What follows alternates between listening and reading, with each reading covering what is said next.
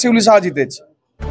পুরে আক্রান্ত মণ্ডল সভাপতিকে দেখতে এসে বিজেপির জেলা সভাপতি তন্ময় সরাসরি দীপক অধিকারীকে কটাক্ষ করলেন। দীপক অধিকারী কেশপুরে খুন সন্ত্রাস করে জিততে চায়, এমনটাই কিন্তু সংবাদ মাধ্যমের মুখোমুখি বলছে। এই মুহূর্তে সরাসরি বিজেপির জেলা সভাপতি তন্ময় ঘোষ তিনি কি বলছেন তা একবার শুনে নিন। যারা করেছে তাদের নামে এফআইআর করেছি, আজকে আবার একটা করব।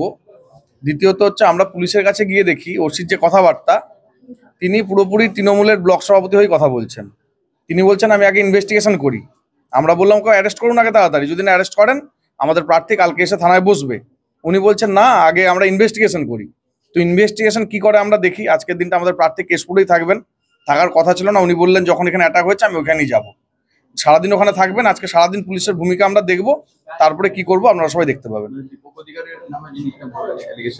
উনি করিয়েছেন, এটা পরিষ্কার। 10 দিন আগে তো 5 দিন আগে উনি বলেছেন, পিটিশন তো ফাইল করা আছে হাইকোর্টে, এবং উনি আগে থেকে সব জানতেন।